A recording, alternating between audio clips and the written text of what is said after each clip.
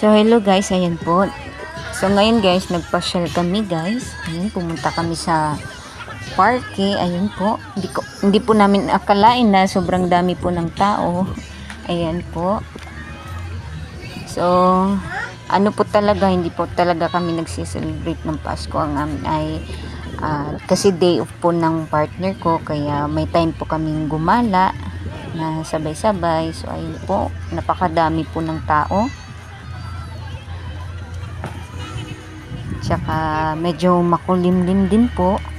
So ayan, mga family bonding po yung nagpupuntahan dyan. So ayan po, pumunta po kami sa kabilang pasyalan. So ayan si Ate Suli namin, kumakain ng ice cream.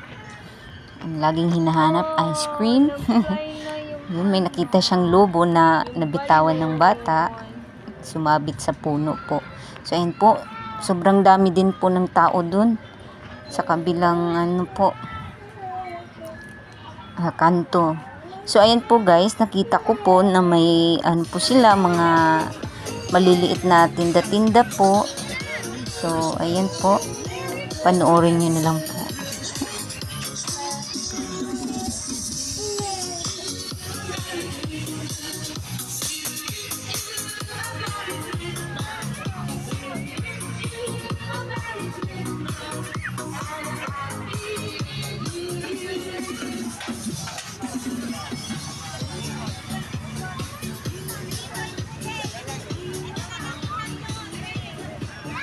You want play there, ate?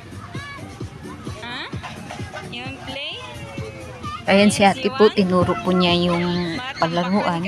Hindi ko po pinapalaro kasi baka matabunan po siya dyan. Malalaki na po ang naglalaro. So ayan guys, sobrang dami po guys. So may mga nagtitinda din ng mga pagkain, iba't ibang pagkain po. So ayan, tinitignan namin kung ano yung pwede naming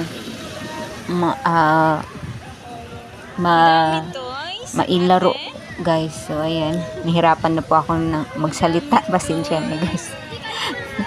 So kaya na po ang umintindi kasi Bisaya po ito. So ang gaganda po ng mga teddy bear po, ng mga prizes po. So ayun, yung mga nagtitinda ng pagkain nasa likod. So ang ganda po ng view po ng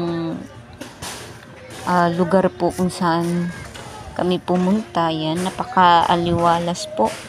So maganda po siya sa mga family talaga na gustong mag-picnic, yan, mag-bonding.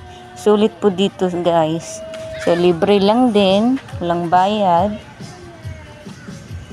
So ayan guys, may nagtitinda ng mga souvenir. So ayan guys, pumunta kami sa nagtitinda ng mangga. So bumili ako kasi favorite ko po iyan. So ayan ang Ate Sulin, nakasmile yung ngiti, parang buwaki yata ito. Ayan, nakarinig ang bunsoy ng music. Ayan, sumasayaw po siya.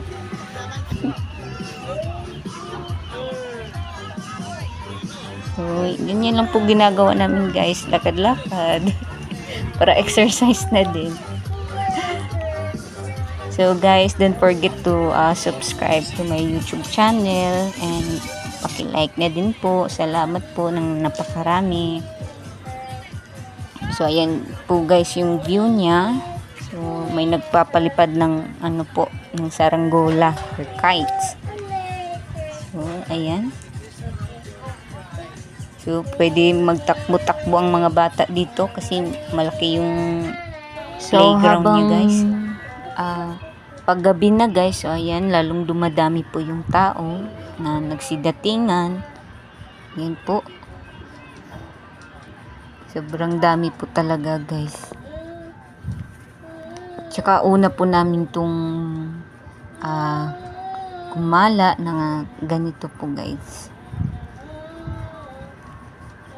So ayan, madaming sasakyan din.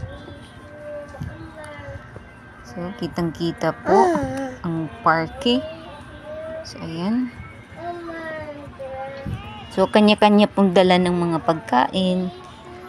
So, nagbabaon po yung iba kasi mahal po yung mga bilihin. Kaya, kanya-kanyang dala na lang po. So, ayan yung mag-ama ko. Nakitingin sa ano.